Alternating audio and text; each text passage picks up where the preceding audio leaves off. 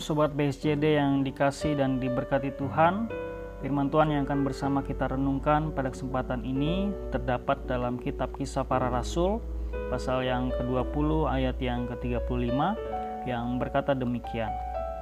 Dalam segala sesuatu telah kuberikan contoh kepada kamu bahwa dengan bekerja demikian kita harus membantu orang-orang yang lemah dan harus mengingat perkataan Tuhan Yesus, sebab Ia sendiri telah mengatakan adalah lebih berbahagia memberi daripada menerima. Salah satu pernyataan atau pesan penting dan menarik dari Rasul Paulus sesaat sebelum ia meninggalkan jemaat di Efesus yang ia sampaikan kepada tua-tua di jemaat itu.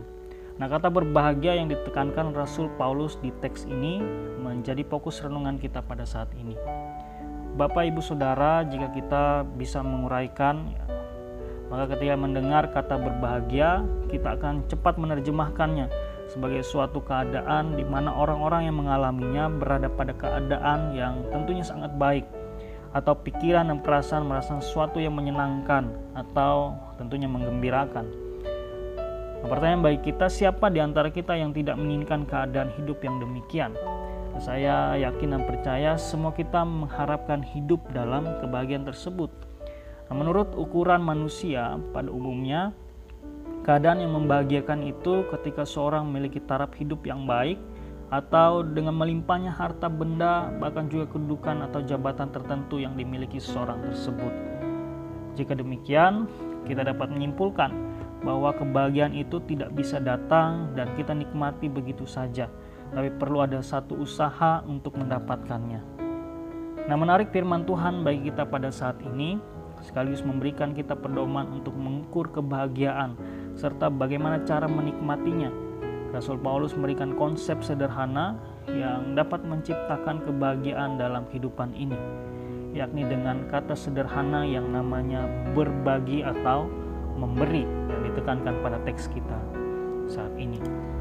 Jika mendengar hal ini, mungkin kita akan langsung bertanya-tanya, bagaimana mungkin memberi bisa membuat orang berbahagia?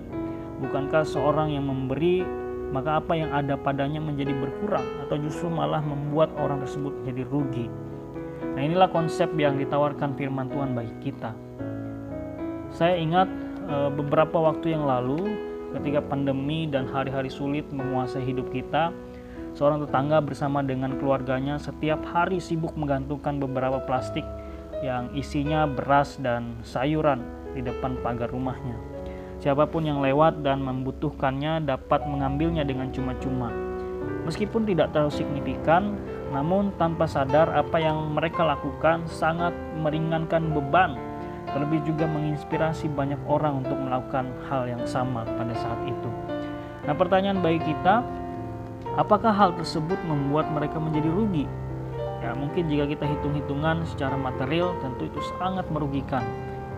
Oleh karena itu, kebahagiaan yang disampaikan Rasul Paulus pada teks ini tidak berbicara tentang apa yang akan kita dapatkan atau sebesar apa profit yang akan kita terima kembali dari apa yang sudah kita bagikan bagi orang lain.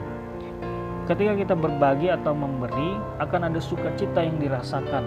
Pertama, sukacita dirasakan oleh orang yang kepadanya kita memberi. Artinya ada sesuatu berkat yang orang tersebut boleh terima yang disalurkan melalui kita.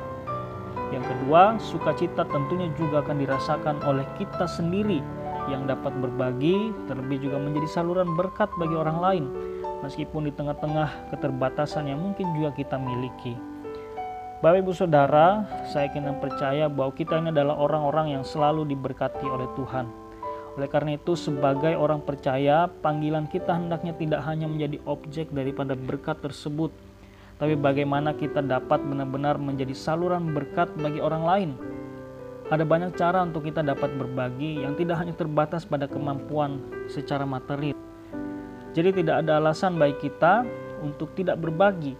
Terlebih semua kita berkesempatan menjadi saluran berkat bagi orang lain, tentunya melalui kemampuan kita masing-masing. Ketika kita berbagi, akan ada sukacita dan kebahagiaan yang membawa kepada damai sejahtera. Tuhan Yesus kiranya memampukan kita. Amin. Mari kita berdoa. Kami bersyukur Tuhan untuk penyertaan terlebih juga berkat Tuhan yang selalu mengalir dan boleh kami nikmati dalam kehidupan kami sampai saat ini. Kami menyadari panggilan kami tidak terbatas hanya sebagai penerima berkat tersebut, namun lebih daripada itu Tuhan memakai kami sebagai saluran berkat bagi orang lain. Mampukan kami Tuhan, agar kiranya keberadaan kami memberikan dampak yang besar secara khusus menjadi saluran berkat Tuhan bagi orang-orang yang ada di sekitar kami. Sehingga melalui itu semua nama Tuhan semakin dipermuliakan.